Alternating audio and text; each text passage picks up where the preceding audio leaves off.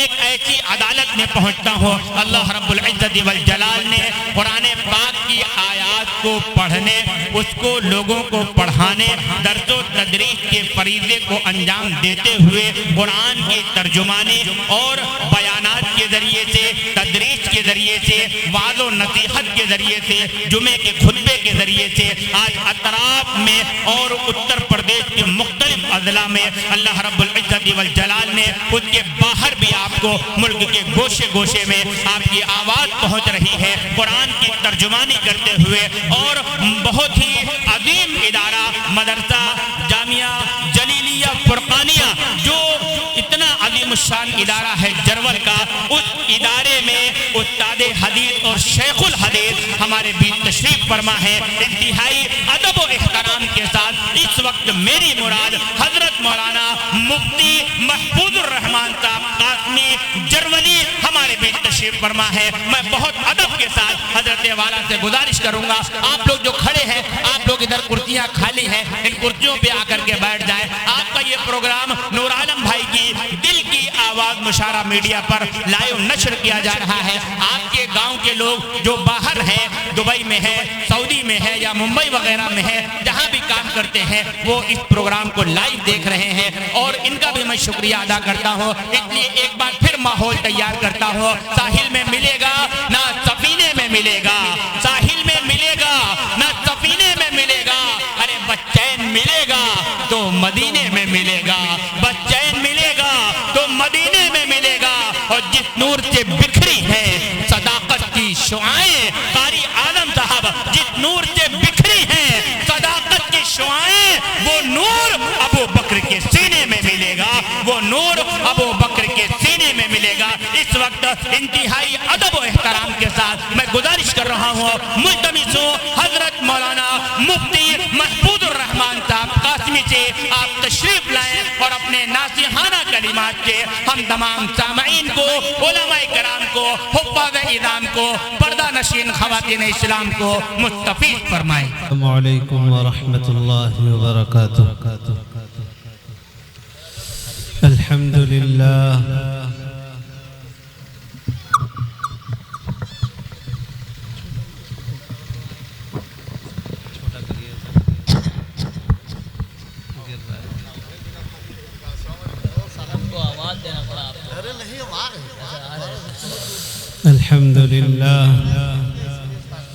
الحمد لله نحمده ونستعينه ونستغفره ونؤمن به ونتوكل عليه ونعوذ بالله من شرور أنفسنا ومن سيئات أعمالنا، من يهده الله فلا مضل له ومن يضلل فلا هادي له، ونشهد أن لا إله إلا الله وحده لا شريك له، ونشهد أن سيدنا وحبيبنا ومولانا محمدا عبده ورسوله صلى الله عليه وسلم. أما بعد فأعوذ بالله من الشيطان الرجيم، بسم الله الرحمن الرحيم. واعبدوا الله ولا تشركوا به شيئا وبالوالدين إحسانا وبذي القربى واليتامى والمساكين والجار ذي القربى والجار الجنب والصاحب بالجنب وابن السبيل وما ملكت أيمانكم، إن الله لا يحب من كان مختالا فخورا. صدق الله ومولانا العلي العظيم.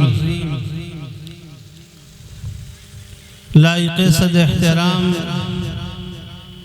صدر جلسہ بہت ہی خوبصورت نظامت فرما رہے رفیق گرامی قدر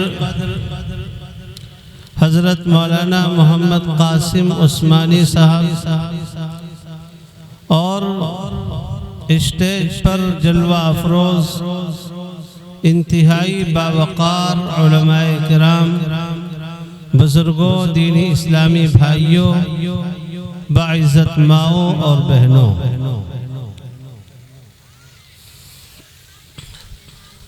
آج کا آپ کا یہ عظیم الشان جلسہ اصلاح معاشرہ کے عنوان پر منعقد کیا گیا ہے۔ اسی مناسبت سے قرآن مقدس کی ایک انتہائی جامع آیت کریمہ میں نے آپ کے سامنے تلاوت کی۔ جو آیت کریمہ میں نے آپ کے سامنے پیش کی ہے، معاشرے کی اصلاح کے تعلق سے 10 ایسے ضروری احکام اس آیت کریمہ میں اللہ تبارک و تعالی نے عطا فرمائے ہیں۔ میرا خیال یہ ہے کہ اگر مسلمان صرف اسی آیت کو اپنے لیے لائحہ عمل بنا لے تو معاشرے کی اصلاح ہو جائے۔ صرف اسی ایک آیت کے اوپر عمل ہو جائے تو یہ آیت ایسی جامع ترین آیت ہے کہ اس ایک آیت پر عمل کرنے کی وجہ سے سماج میں جتنی برائیاں ہیں وہ ساری کی ساری برائیاں انشاءاللہ ختم ہو جائیں گی۔ نفرت کا ماحول ختم ہوگا، پیار و محبت کا ماحول پروان چڑھے گا، ایک دوسرے سے عداوت اور دشمنی ختم ہوگی، ہمدردی اور ایثار کا جذبہ انسان کے اندر پیدا ہوگا۔ ویسے تو اس آیت میں اللہ تبارک و تعالی نے 10 احکامات عطا فرمائے ہیں، لیکن اگر غور کیا جائے تو بنیادی طور پر صرف 2 باتیں بیان کی گئی ہیں، ایک حقوق اللہ اور ایک حقوق العباد۔ اللہ کا حق بندوں کے اوپر کیا ہے اور بندوں کا حق بندوں کے اوپر کیا ہے۔ اللہ تبارک و تعالی کا حق بندہ ادا کر دے تو اللہ جل شانہ خوش ہو جائے گا، اور بندوں کے حقوق جو انسانوں کے اوپر ہیں، بندوں کے حقوق ادا کر دیے جائیں تو قیامت کے دن کوئی مطالبہ کرنے والا، نیکیوں میں کمی کرانے والا، گناہوں کا بوجھ لادنے والا نہیں رہے گا۔ انسان جتنی بھی اچھائیاں کرے گا ان اچھائیوں کی برکت سے اللہ تبارک و تعالی اسے جنت کے اندر داخلہ نصیب فرمائیں گے۔ تو صرف 2 باتیں بیان کی گئی، ایک اللہ کے حقوق اور ایک بندوں کے حقوق۔ سیدنا معاذ بن جبل رضی اللہ تعالیٰ عنہ روایت کرتے ہیں، نبی اکرم صلی اللہ علیہ وسلم نے ایک مرتبہ فرمایا، یا معاذ، کہتے ہیں میں نے عرض کیا لبیک یا رسول اللہ وسعدیک، اے اللہ کے رسول میں حاضر ہوں، آپ ارشاد فرمائیے۔ تو آپ نے دریافت فرمایا، ما حق اللہ علی العباد، معاذ یہ بتلاؤ اللہ کا بندوں کے اوپر کیا حق بنتا ہے۔ حضرت معاذ نے عرض کیا، اللہ و رسول عالم، آپ جانے اللہ جانے۔ تو حضور اکرم صلی اللہ علیہ وسلم نے فرمایا، اللہ کے اوپر، اللہ کا بندوں کے اوپر حق یہ ہے کہ بندے صرف اللہ کی عبادت کریں اور اللہ کے ساتھ کسی کو شریک نہ ٹھہرائیں۔ یہ بندوں کے اوپر اللہ کا حق ہے کہ عبادت اللہ کی ہو اور شرک سے، کفر سے یہ عبادت پاک صاف ستھری عبادت ہو۔ بھائی مائک آپ کا آواز بہت کھینچ رہا ہے، یہ جو آپ نے ایکو بہت زیادہ دے رکھا، ایکو کم کر دیجئے، بس صحیح ہو جائے گا انشاءاللہ۔ تو اللہ کا حق بندوں کے اوپر یہ ہے کہ بندے صرف اللہ کی عبادت کریں اور اللہ کی عبادت میں کسی کو شریک نہ ٹھہرائیں۔ یاد رکھنا چاہیے کہ انسان ذرہ برابر بھی شرک کر لے تو اس کی زندگی کی ساری اچھائیاں اور ساری کی نیکیاں برباد ہو جاتی۔ شرک ایسی خطرناک برائی ہے، شرک ایمان کے لیے ایسا خطرناک زہر ہے کہ ایک مسلمان پوری زندگی عبادت کرے، زندگی کی آخری سانس سے پہلے تک سچا پکا مسلمان بن کر، موحد اور مومن بن کر زندگی بسر کرے، لیکن آخری سانس میں اس نے اللہ کے ساتھ کسی کو شریک ٹھہرا لیا ہو، چاہے اللہ کی ذات میں یا اللہ کی صفات میں یا اللہ کی قدرت میں یا اللہ کے تصرفات میں یا اللہ کے علم میں کسی کو شریک ٹھہرایا ہو، یعنی اپنے ذہن میں اس نے یہ بسا لیا ہو کہ اللہ کے برابر کوئی اور قدرت والا ہے، جتنا علم اللہ کے پاس ہے اتنا علم کسی اور کے پاس ہے، جتنے تصرفات کا مالک اللہ ہے کوئی اور بھی اتنوں کا مالک ہے۔ اگر کسی کے ذہن میں روح نکلنے سے ایک سیکنڈ، ایک لمحہ پہلے یہ بات بیٹھ گئی تو یاد رکھیں زندگی کی ساری نیکیاں برباد ہو جائیں گی، ساری کی ساری نیکیاں برباد ہو جائیں گی، سب پر پانی پھر جائے گا۔ اب آپ کے یہ کیسے ہو سکتا ہے؟ پوری زندگی 60 سال 70 سال آدمی نیکیاں کرے اور نیکیوں کے انبار لگے ہوں، ایک سیکنڈ میں کیسے ختم ہو سکتا ہے؟ بھئی سوچنے والی بات ہے کہ نہیں؟ آج کل سوشل میڈیا کا دور ہے، اس بات کو اور زیادہ آسانی سے سمجھا جا سکتا ہے۔ آپ نے موبائل رکھا اپنے پاس اور اس موبائل میں 10 سال تک محنت کر کے آپ نے بہت خوبصورت چیزوں کی فوٹو ڈال لی، ہزاروں دسیوں ہزار لوگوں کے نمبرات آپ نے تلاش کر کے رکھ لیے، طرح طرح کے ڈاکومنٹس آپ نے موبائل کے اندر بھر دیا، صرف ایک بار فارمیٹ کا بٹن دبانے کی دیر ہے، آپ دبائیں تو سب ختم ہو جائے گا، سارا ڈاٹا اڑ جائے گا۔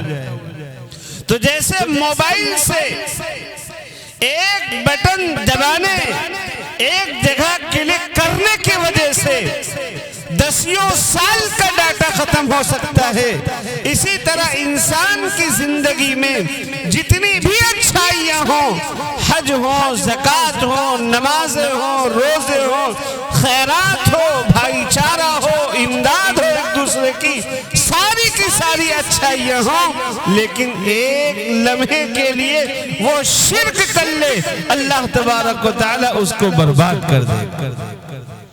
اسی لئے اللہ کے ہاں کفر اور شرک کی کوئی معافی نہیں۔ فرمایا اللہ تبارک و تعالی نے ان اللہ لا یغفر ان یشرک بہ، بے شک اللہ شرک کو معاف نہیں کرے گا، وَيَغْفِرُ مَا دُونَ ذَلِكَ لِمَن يَشَاءُ، اور شرک کے علاوہ جس گناہ کو چاہے گا اللہ معاف کر دے گا، شرک کی کوئی معافی نہیں۔ ایک صحابی ہیں وہ فرماتے ہیں کہ اوصانی خلیلی بعشر کلمات میرے دوست حضرت محمد صلی اللہ علیہ وسلم نے 10 باتوں کی تاکید فرمائی تھی. ان میں سب سے پہلی بات تھی کہ دیکھو شرک نہ کرنا، شرک نہ کرنا. وَإِن قُتِلْتَ أَوْ حُرِّقْتَ، اگرچہ تم کو قتل کر دیا جائے یا تم کو جلا کر خاک کر دیا جائے، تمہارے جسم کی بوٹیاں کر دی جائے، جسم کے پرخچے اڑا دیے جائیں، ایک ایک حصے کو کاٹ کاٹ کر کے تم کو تڑپ کر مرنے پر مجبور ہونا پڑے، لیکن تم اللہ کے ساتھ شرک نہ کرنا. اور صحابہ کرام رضی اللہ عنہم اجمعین میں اللہ کے رسول صلی اللہ علیہ وسلم نے ایسا ایمان داخل کر دیا تھا کہ ان کے یہاں ایمان سے بڑی کوئی دولت نہیں. بہت مشہور واقعہ ہے سیدنا حبیب ابن زید انصاری رضی اللہ تعالی عنہ کا. صحابی رسول ہے، اللہ کے رسول صلی اللہ علیہ وسلم پر ایمان لائے ہیں. مکہ مکرمہ میں رہنے والے مدینہ کے ہیں، لیکن حضور صلی اللہ علیہ وسلم کے ہجرت سے پہلے ہی یہ حضور اکرم علیہ السلام پر ایمان لا چکے. اور پھر جب نبی اکرم علیہ السلام نے ہجرت فرمائی، ہجرت کے 9 سال کے بعد میں ایک منحوس، بدطینت اور اس کائنات کا سب سے بڑا جھوٹا انسان پیدا ہوا. اس کا نام تھا مسیلمہ. اس نے اللہ کے اوپر جھوٹ باندھا اور اپنی طرف یہ نسبت کی کہ اللہ نے مجھے بھی نبی بنایا ہے. قرآن کہہ رہا وَمَنْ أَظْلَمُ مِمَّنِ افْتَرَى عَلَى اللَّهِ كَذِبًا او قال اوحی ولم یوحی الیہ شیء. اس سے بڑا ظالم کون ہوگا جو اللہ پر جھوٹ باندھے، یہ بات کہے کہ میری طرف اللہ کا پیغام آتا ہے حالانکہ اس کی طرف اللہ کا کوئی پیغام نہ آ رہا. نبوت کوئی کھیل نہیں ہے بچوں کا. اللہ جسے نبی بناتا ہے وہی نبی بنتا ہے. نبی بھی کسی کو نبی بنانے کا حق نہیں رکھتا. نبی کسی کو نبی نہیں بنا سکتا. اسی طرح نبی کبھی خود نبی بن نہیں سکتا. نبی بنانے کا حق صرف اللہ کو ہے. اب کوئی آدمی نبوت کا دعویٰ کرے تو اللہ کے اوپر جھوٹ بول رہا ہے، تو اس نے جھوٹا دعویٰ کیا. اور ہر جگہ پر کچھ سرپھرے لوگ ہوتے ہیں، ہر جھوٹی بات کو تسلیم کرنے والے موجود ہوتے ہیں. کچھ اس کے مددگار اور حامی بھی ہو گئے. اس کی جرات یہاں تک پہنچی کہ اس نے ایک خط لکھا حضور اکرم صلی اللہ علیہ وسلم کے پاس، اور اس میں یہ مضمون لکھا کہ اے محمد تم بھی اللہ کے رسول ہو، میں بھی اللہ کا رسول ہوں. آج کے بعد سے پوری دنیا میں اکیلے تم نبی نہیں رہو گے، بلکہ نبوت بھی اب پارٹنرشپ میں چلے گی، ساجھے میں نبوت چلے گی. وہ یقیناً سرفراہ ہی تو تھا. قرآن کیا کہہ چکا ہے؟ قُلْ يَا أَيُّهَا النَّاسُ إِنِّي رَسُولُ اللَّهِ إِلَيْكُمْ جَمِيعًا. اے میرے محبوبہ فرما دیجئے کہ میں تم سب کی طرف اللہ کا رسول ہوں. تو حضرت محمد صلی اللہ علیہ وسلم اکیلے اللہ کے رسول ہیں، سارے انسانوں اور سارے جناتوں کے پیغمبر ہیں. اب کوئی شخص یہ کہے کہ صاحب نبوت اب پارٹنرشپ میں چلے گی، اس سے بڑا فراڈ اور اس سے بڑا جھوٹ کیا ہو سکتا ہے؟ حضور اکرم صلی اللہ علیہ وسلم نے جب یہ خط دیکھا تو آپ کو بڑا غصہ آیا. آپ نے جواب لکھایا اور جواب میں ہی شروع ہی میں لکھا کہ یہ خط اللہ کے رسول محمد صلی اللہ علیہ وسلم کی طرف سے لکھایا جا رہا ہے، اور اس دھرتی کے سب سے بڑے جھوٹے انسان مسیلمہ کے نام ہے خط۔ اور پھر حضور نے تفصیلات لکھی اس میں۔ اب یہ خط لے کر کون جائے؟ مسیلمہ کے پاس یہ خط لے کر جانا بھی آسان نہیں تھا۔ سیدنا حبیب ابن زید انصاری رضی اللہ عنہ کھڑے ہوئے، یا رسول اللہ میں تیار ہوں، بندہ حاضر ہے، آپ ارشاد فرمائیں میں خط لے کر جاؤں گا۔ نبی اکرم صلی اللہ علیہ وسلم کے خط کو، آپ کے مبارک خط کو لے کر مسیلمہ کے پاس حبیب ابن زید انصاری پہنچے۔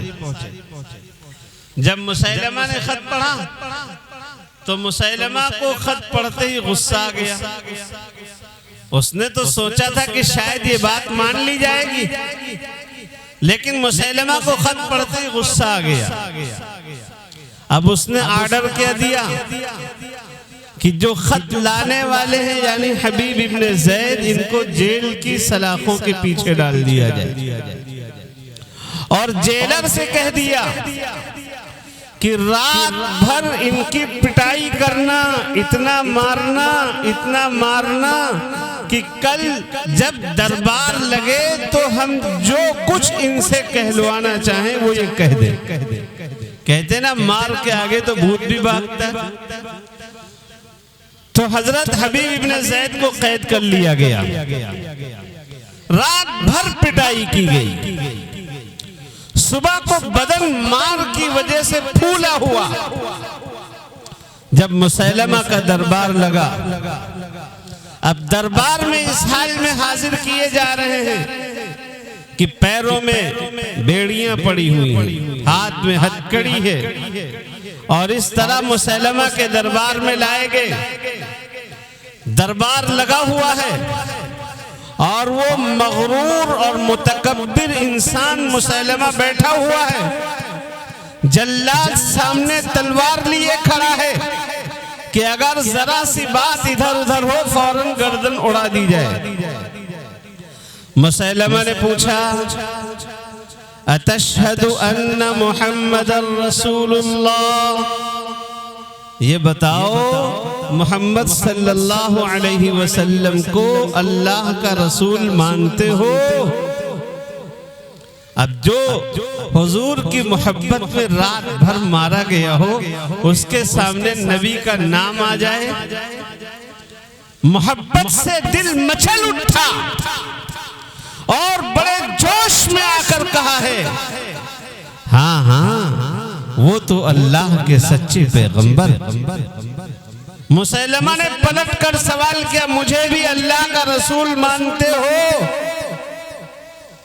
تو حبیب ابن زید کا جواب کیا آتا ہے؟ میں بہرا ہوں، نہیں سن پاتا ہوں، میں اونچا سنتا ہوں تھوڑا۔ اچھا محمد کو رسول مانتے ہو؟ ہاں مانتا ہوں، وہ اللہ کے بھیجے ہوئے سچے پیغمبر ہیں۔ مجھے مانتے ہو؟ میں بہرا ہوں، نہیں سن پاتا ہوں۔ پھر تیسری بار سوال کیا محمد کو رسول مانتے ہو؟ ہاں مانتا ہوں، مجھے میں بہرا ہوں، نہیں سن پاتا ہوں۔ یہ اپنی زبان سے یہ کہنا چاہ رہے ہیں کہ حضرت محمد صلی اللہ علیہ وسلم اللہ کے سچے اور آخری پیغمبر ہیں۔ حضرت محمد صلی اللہ علیہ وسلم کے بعد کسی کی نبوت اور رسالت پر ایمان لانا کسی مومن کی شان نہیں ہے۔ میں تو ایسا عاشق رسول ہوں، اللہ کے رسول کے بعد کسی کی نبوت کو سننا بھی گوارا نہیں کر سکتا۔ اور جب بار بار پوچھا محمد کو رسول مانتے ہو؟ ہاں مانتا ہوں، مجھے مانتے ہو؟ میں بہرا ہوں، نہیں سن پاتا ہوں۔ جلاد کو اشارہ ہوا اور اس نے تلوار لی اور تلوار سے حملہ کیا، ایک ہاتھ کٹ کر یہاں سے الگ گرا، ہاتھ تڑپ رہا ہے، اور حبیب ابن زید بھی کرا رہے ہیں۔ اب پورے بدن سے پورا بدن خون میں شرابور ہو چکا ہے۔ پھر مسیلمہ نے سوچا کہ شاید اب یہ مان جائے. پوچھا اب بتاؤ حبیب ان کو رسول مانتے ہو؟ ہاں محمد صلی اللہ علیہ وسلم اللہ کے رسول ہیں. مجھے مانتے ہو کہ نہیں مانتے؟ میں کہہ چکا ہوں میں بہرا ہوں نہیں سن پاتا ہوں. دوسرا ہاتھ کاٹ دیا گیا. پھر پوچھا گیا پھر یہی جواب. دو لوگوں نے زبان پکڑی زبان کاٹ دیا. کان کاٹ دیے گئے پیر کاٹ دیا گیا ناک کاٹ دی گئی جسم کے ٹکڑے ٹکڑے کر دیے گئے. اور اس عاشق رسول نے اللہ کے آخری پیغمبر کے دیوانے نے تڑپ تڑپ کر کے جان دے دی ہے لیکن اپنے ایمان کا سودا نہیں کیا ہے. اور ایمان حبیب ابن زید انصاری کو اتنا محبوب ہے ان کی ماں نے جب یہ خبر سنا ہے آنکھوں سے آنسو جاری ہیں. اللہ کے نبی تسلی دینا چاہتے ہیں. ان کی ماں کہہ رہی ہیں یا رسول اللہ یہ آنسو تکلیف کے نہیں ہیں بلکہ یہ آنسو خوشی کے ہیں کہ آج میرے بیٹے نے آج میرے لخت جگر حبیب نے میرے دودھ کا حق ادا کر دیا ہے اس لیے کہ اس نے ایمان کے اوپر جان دے دی ہے. آپ کی نبوت کے آگے کسی کی نبوت کو سننا بھی گوارا نہیں کیا. تو اللہ کے رسول نے صحابہ کے نزدیک ایمان کو اتنا معتبر اور ایمان کو اتنا قیمتی شے بنا کر پیش کیا تھا اور صحابہ ایمان کو ایسے ہی سمجھتے تھے. ایک حدیث میں ہے اللہ کے رسول صلی اللہ علیہ وسلم فرماتے ہیں کیا میں تمہیں بتلاؤں سب سے بڑا گناہ کیا ہے؟ اور پھر فرمایا ان تجعل للہ ندا وہو خلقک. سب سے بڑا گناہ یہ ہے کہ تم اللہ کا شریک ٹھہراؤ جبکہ تمہارا خالق تو اللہ ہے. اس لیے اللہ نے پہلا حکم کیا دیا اس آیت میں وَاعْبُدُوا اللَّهَ وَلَا تُشْرِكُوا بِهِ شَيْئًا. عبادت کرو اللہ کی اور اس کے ساتھ کسی کو شریک نہ ٹھہراؤ. اور پھر آگے بندوں کے اوپر کیا حقوق بنتے ہیں ان کی تفصیل بیان کی گئی ہے. اچھا بندوں میں ایک انسان کا دوسرے انسان سے کس رشتے کی وجہ سے سب سے پہلا تعلق ہوتا ہے؟ آپ جانتے ہیں بچہ پیدا ہوتا ہے سب سے پہلے ماں کے پاس آتا ہے نا. ماں باپ کا رشتہ سب سے پہلا رشتہ بنتا ہے دنیا میں آنے کے بعد. دنیا میں آنے کے بعد سب سے پہلا حق بھی جو اولاد کے ذمہ بنتا ہے وہ ماں باپ کا. ماں باپ کے ذمہ جو حق بنتا ہے وہ ان کی اولاد کا یہ حق بنتا ہے.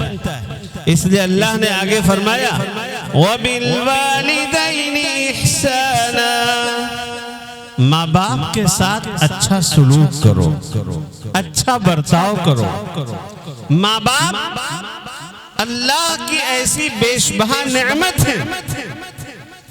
یقین مانیے اس نعمت کا احساس تو اس وقت ہوتا ہے جب یہ نعمت دنیا سے چلی جاتی ہے.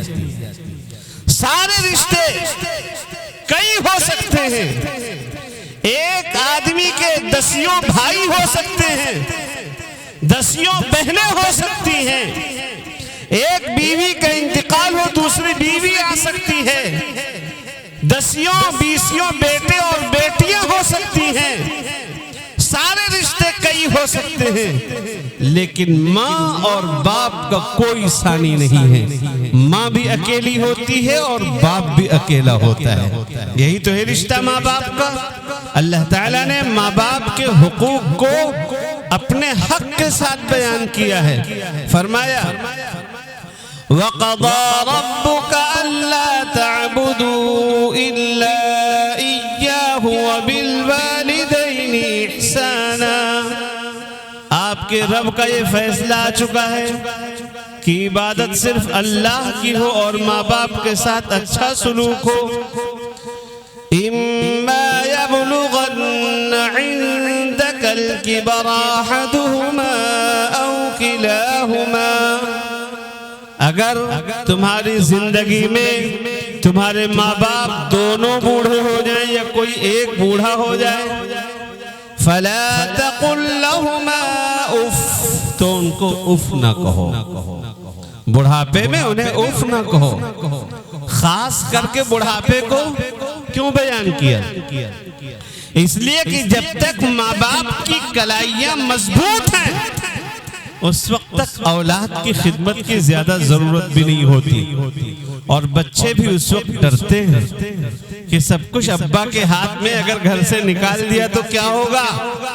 لیکن جب بال سفید ہو جائیں، کھالوں میں جھریاں پڑ جائیں، ہڈیاں کمزور پڑ جائیں، گودے الگ ہو جائیں، گودے ختم ہو جائیں گوشت سے، ماں باپ کی قوہ کمزور ہو جائیں، طرح طرح کی بیماریاں انہیں پکڑ لیں، اس وقت اولاد اپنے ماں باپ کو آنکھ دکھاتی ہے. آپ کو معلوم ہونا چاہیے اللہ کے رسول صلی اللہ علیہ وسلم اللہ کے کتنے مقبول ہیں. حضور کی دعا اور بد دعا دونوں اللہ قبول کرتا ہے. حضور صلی اللہ علیہ وسلم جسے دعا دے دیں وہ تو مقدر کا سکندر بن جاتا ہے. حضرت ابو ہریرہ کی والدہ مسلمان نہیں ہو رہی تھی، روتے ہوئے آئے یا رسول اللہ.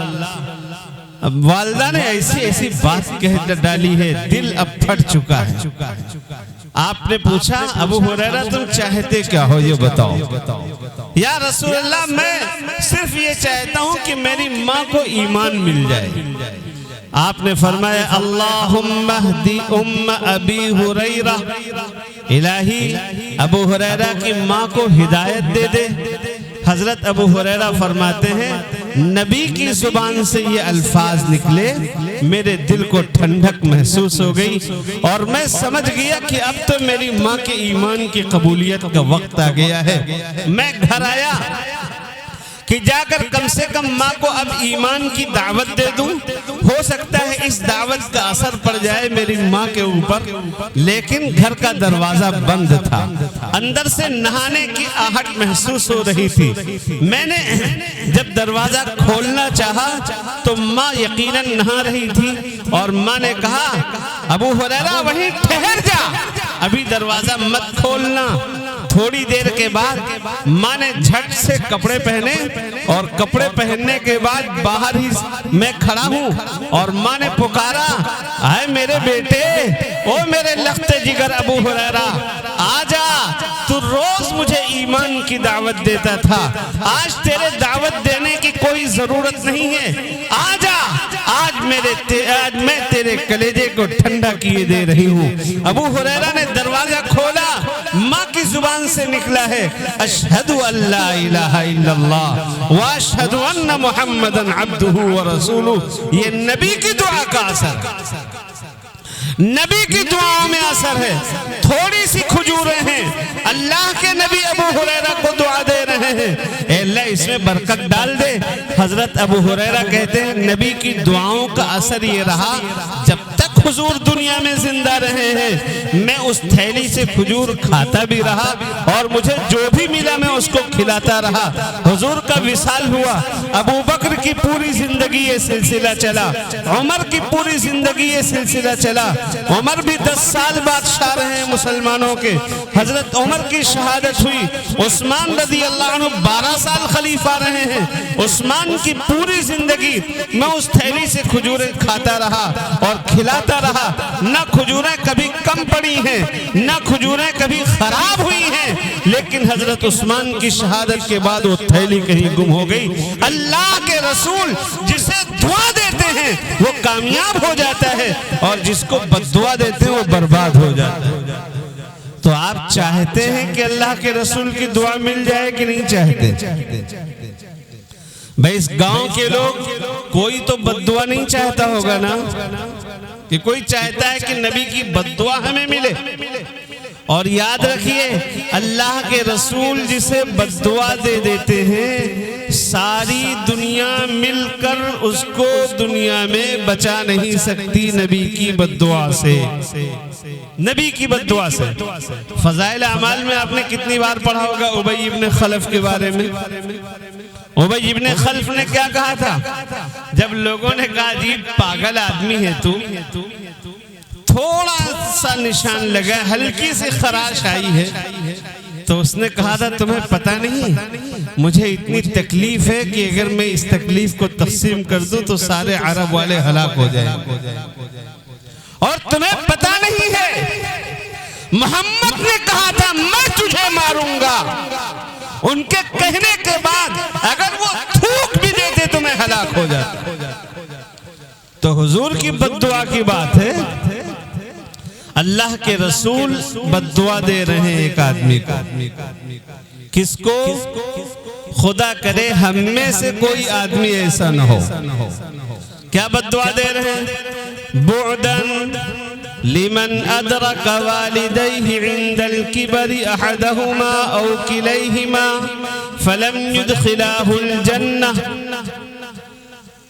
ایسا شخص اللہ کی رحمت سے دور ہو جائے جس کے ماں باپ دونوں یا ایک بوڑھے ہوں اور ان کی خدمت کر کے جنت نہ حاصل کر سکے۔ ماں باپ کی دعا لے کر جسے جنت نہ ملے وہ اللہ کی رحمت کا حقدار نہیں۔ ایک صحابی حج سے فراغت کے بعد وہیں پر بیٹھے مسئلہ بتا رہے تھے۔ ایک صاحب بڑی دور سے آئے اور کس حال میں آئے؟ اپنی ماں کو کندھے پر بٹھائے ہوئے، خانہ کعبہ کے 7 چکر لگائے، طواف کروایا اور حاضر ہوئے۔ اے اللہ کے رسول کے صحابی، میں اس پوزیشن میں ہوں، سینکڑوں کلومیٹر کا میں نے سفر کیا ہے، ماں میرے کندھے پر ہے اور میں نے خانہ کعبہ کا طواف بھی کندھے پر بٹھا کر کیا ہے، آپ ذرا یہ تو بتلا دیجئے کہ میں نے اپنی ماں کا حق ادا کر دیا کہ نہیں؟ ہم اور آپ ہوتے تو کیا کہتے؟ ادا کر دیا، اتنا بڑا کام کیا، اتنی بڑی خدمت، حق ادا ہو گیا۔ لیکن اللہ کے رسول کے صحابی کیا فرماتے ہیں؟ سنو، فرماتے ہیں کہ جب تم ماں کی پیٹ میں تھے اور تمہاری پیدائش کا وقت تھا، تمہاری ماں درد سے کراہ رہی تھی، تو ماں کو تمہاری پیدائش کے وقت میں جو درد ہو رہا تھا اس درد کے وقت میں ماں بار بار آہ آہ کرتی تھی، ابھی تک تم نے ماں کے ایک آہ کا بھی حق ادا نہیں کیا۔ تم کس بھول میں پڑے ہو؟ حضور اکرم صلی اللہ تعالی علیہ وسلم تشریف فرما ہے اور صحابہ کرام رضی اللہ عنہم اجمعین آپ کے ارد گرد جلوہ افروز ہیں۔ اللہ کے نبی علیہ السلام کے پاس ایک بوڑھے اور بوڑھا، یعنی بوڑھے مرد اور بوڑھی خاتون، یہ دونوں لوگ آئے۔ نبی اکرم صلی اللہ تعالی علیہ وسلم نے اپنے کندھے سے چادر اتار کر زمین پر بچھا دیا۔ آپ اندازہ لگاؤ، اس وقت کرتا نہیں ہوتا تھا بلکہ کرتے کی جگہ پر چادر، جیسے آج کل آج کے زمانے میں کوئی آدمی اتنا اکرام کرے کہ زمین پر بیٹھنے کے لیے اپنا رومال اٹھا کر بچھا دے۔ بھئی رومال تو کوئی نہیں بچھائے گا نا، اور پھر اللہ کے رسول کی چادر، نبی کے جسم سے جو چادر ٹچ ہو چکی ہے، آپ کو میں بتا دوں حضور کے بدن سے لگے ہوئے چادر کی قیمت کیا ہے۔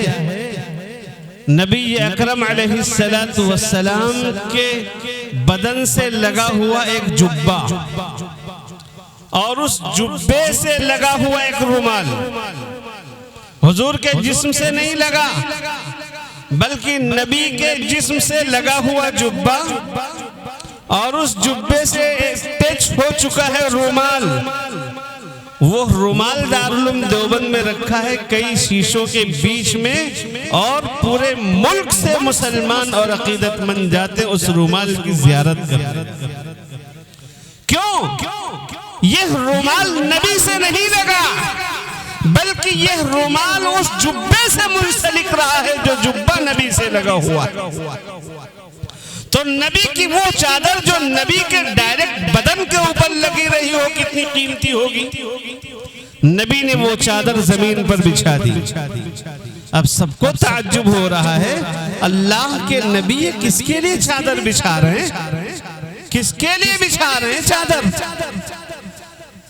آپ علیہ السلام کے بارے میں جب یہ دیکھا صحابہ کرام کہ نبی کی چادر بوڑھے مرد اور بوڑھی عورت کے لیے بچھ رہی، آپس میں جب چیمی گوئیاں ہونے لگی تب کسی نے بتلایا تمہیں پتہ نہیں ہے یہ بوڑھی خاتون وہ مقدس خاتون ہے حضرت حلیمہ سعدیہ جنہوں نے نبی اکرم صلی اللہ علیہ وسلم کو دودھ پلایا ہے، اور یہ بوڑھے مرد نبی کے باپ نہیں ہیں، بلکہ جس عورت نے نبی کو دودھ پلایا ہے اس عورت کے شوہر ہیں، رضاعی باپ ہیں۔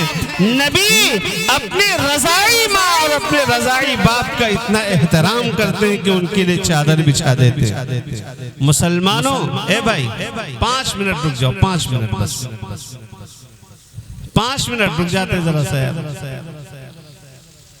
مسلمانوں، کبھی ہم نے کبھی غور کیا اللہ کے نبی اتنے بڑے ہو کر ماں باپ کے لیے چادر بچھا رہے ہیں، وہ بھی سگے ماں باپ نہیں۔ ہم اپنے گھر میں اپنی اماں اور اپنے ابا کے لیے بستر پر ان کے بستر کی چادر کبھی درست کرتے ہیں کہ نہیں کرتے؟ اگر ہم نہیں کرتے تو ہم کیا حق ادا کر رہے ہیں؟ اللہ کا فرمان ہے وَبِالْوَالِدَيْنِ إِحْسَانًا، ماں باپ کے ساتھ اچھا سلوک کرو، وَبِذِي الْقُرْبَى، رشتہ داروں کے ساتھ بھی، قرابت داروں کے ساتھ۔ قرابت دار تمہارے بھائی ہیں، تمہاری بہنیں ہیں، تمہارے چچا ہیں، تمہاری خالہ ہیں، تمہارے ماموں ہیں، تمہاری پھوپھیاں ہیں۔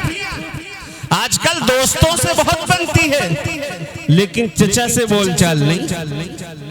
دوستوں پر ہزاروں روپیہ اڑا دے گا آدمی، ماموں سے تعلق نہیں، پھوپھی سے بات چیت نہیں، بلکہ بھائی بہن میں بات چیت نہیں، بھائی بہن میں بات چیت نہیں، بات چیت ہے بھی، کوئی لڑائی جھگڑا نہیں، تب بھی بہن اپنے بھائی کی آواز سننے کو ترس جاتی ہے، مہینے مہینے بلکہ سالہ سال بھائی کا موبائل فری ہے، اس کے باوجود ساری دنیا میں فون کرنے کے باوجود اپنی بہن کو ایک فون نہیں کرتا۔ یہ ہے ہماری بہنوں کے ساتھ ہمارا رویہ۔ اللہ کے نبی صلی اللہ علیہ وسلم حوازن کے بعد میں جب وہاں کے قیدی قید ہو گئے تو ایک بڑھیا عورت کو بھی لوگ پکڑ رہے تھے، انہوں نے ڈانٹا، جاؤ تمہارے صاحب محمد کی میں بہن ہوں، بتا دینا ان سے۔ آ کر بتلایا گیا، حضور نے کہا بلاؤ، وہ بلائی گئی، تم کون ہو، میری بہن کیسی ہو؟ تب انہوں نے کہا یا رسول اللہ آپ نے حضرت حلیمہ کا دودھ پیا ہے، میں حلیمہ کی بیٹی ہوں، جب آپ دودھ پینے کے لیے ہمارے گھر آئے تھے میں آپ سے عمر میں بڑی ہوں، میں نے آپ کو گود کھلایا ہے اور آپ نے میرے کندھے پر دانت سے کاٹ لیا تھا، اس کا نشان بھی موجود ہے، اگر کہیں تو دکھا سکتا ہوں۔ حضور صلی اللہ علیہ وسلم کی آنکھوں میں آنسو آ گئے، سگی بہن نہیں ہے، آنسو آ گئے اللہ کے نبی کی آنکھوں میں، ابھی مسلمان بھی نہیں ہے، اور آپ نے فرمایا بھائی ان کو بھی چھوڑو، اور جن جن کی یہ سفارش کریں ان کی سفارش مان کر انہیں بھی چھوڑ دو۔ اور آپ نے کہا بہن شیما اتنے اونٹ اتنی بکریاں، اتنا روپیہ پیسہ، اتنا مال متا لے کر تم جاؤ، جانا چاہو تو جا سکتی ہو، اور رہنا چاہو تو مدینے میں تمہارے بھائی محمد کا مکان موجود ہے، جب تک تم رہنا چاہو اپنے بھائی کے گھر پہ رہنا۔ حضرت شیمہ نے کہا میں تو اب جانا چاہوں گی، اللہ کے نبی رخصت کر رہے ہیں، اور رخصت کرتے ہوئے یہ بھی فرما رہے ہیں میری بہن شیمہ جا تو رہی ہو، جب بھی تمہیں میری یاد آئے تم بلا تکلف میرے گھر چلی آنا، تم اپنے آپ کو اکیلا نہ محسوس کرنا، تمہارا بھائی مدینے میں محمد موجود ہے۔ آج ہم بھی اپنے بہنوں کے ساتھ ایسا کرتے ہیں؟ اللہ کا فرمان ہے وَبِذِي الْقُرْبَى، رشتہ داروں کے ساتھ اچھا برتاؤ کرو، وَالْيَتَامَى وَالْجَارِ ذِي الْقُرْبَى، پڑوسیوں کے ساتھ جو رشتہ دار تمہارے پڑوسی ہیں، وَالْجَارِ الْجُنُبِ، اور اجنبی جو پڑوسی ہیں، کوئی رشتہ نہیں، تمہارے مذہب کے نہیں، ہندو بھائی ہیں، سکھ بھائی ہیں، تمہارے مسلک کے نہیں ہیں، تم دیوبندی ہو، وہ جماعت اسلامی کے ہیں، وہ دوسرے مسلک کے ہیں، لیکن ہیں پڑوسی، تو پڑوسیوں کے ساتھ اچھا برتاؤ کرو۔ وَالصَّاحِبِ بِالْجَنْبِ، اور سفر کا پڑوسی، سفر کا پڑوسی، ٹرین سے جا رہے ہو، آدھی سیٹ تمہاری آدھی اس کی، تو وہ تمہارا پڑوسی ہے۔ ایسا نہ ہو کہ تم اتنا سامان لاد دو کہ اس کو بیٹھنے میں دقت ہونے لگے، بس میں ہو وہ تمہارا پڑوسی ہے، تمہاری وجہ سے بس کے پڑوسی کو بھی تکلیف نہ ہونی چاہیے، اسلام کی پاکیزہ تعلیم۔ اور فرمایا وَابْنِ السَّبِيلِ، مسافروں کے ساتھ اچھا برتاؤ کرو۔ مسافر گاؤں میں، ابھی تو رمضان کا مہینہ آ رہا ہے، بہت سے پھیری کرنے والے آتے ہوں گے، افطار کا وقت ہے، گاؤں میں گھر میں آپ کے طرح طرح کی چیزیں بنی ہیں، پھیری کرنے والوں کو افطار کے لیے کچھ دے دو کہ بھیا پتہ نہیں گھر پہنچو کہ نہ پہنچو، کوئی کس ضلع سے کوئی کس ضلع سے حلال طریقے پر اپنے بچوں کا پیٹ پالنے کے لیے پھیری کر رہا ہے، گرمی کا موسم ہے، حلق سوکھ رہا ہے، پسینہ پیر سے سر پر چڑھ رہا ہے، آپ کو خریدنا ہے یا نہ خریدنا ہو خریدیے، نہ خریدنا ہو نہ خریدیے، مئی جون کا مہینہ، ایک گلاس پانی تو پیش کر سکتے ہیں۔ رمضان میں مسافرین آتے ہیں، مدرسوں سے آتے ہیں، لوگ دینی کام سے آتے ہیں، آپ کا نہ دل کرے آپ نہ دیجئے چندہ، بالکل نہ دیجئے، لیکن اتنا تو کر سکتے ہیں کہ ان سے پیار سے بول دیں، محبت سے بول کر یہ تو کہہ سکتے ہیں کہ بھائی میرے پاس انتظام نہیں۔ ہمارا رویہ تو یہ ہو گیا ہے کہ وہ آئے، چہرہ فوراً ہمارا بسر گیا، چہرہ بدل گیا، ہمارا رخ موڑ لیا ہم نے۔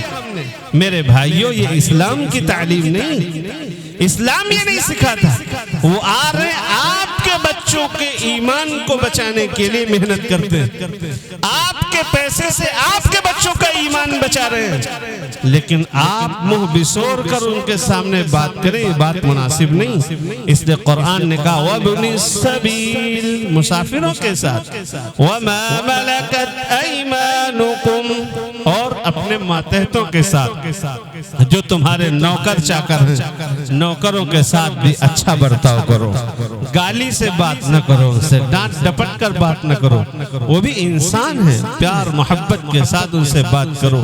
ایک صحابی، اللہ کے نبی علیہ السلام کے صحابی ہیں، انہوں نے اپنے غلام کو سزا دے رکھی تھی، حضور اکرم صلی اللہ علیہ وسلم نے فرمایا او فلاں، جتنی سزا دینے پر تمہیں قدرت ہے، اللہ اس سے زیادہ قادر ہے کہ تم کو کل قیامت کے دن سزا دے گا۔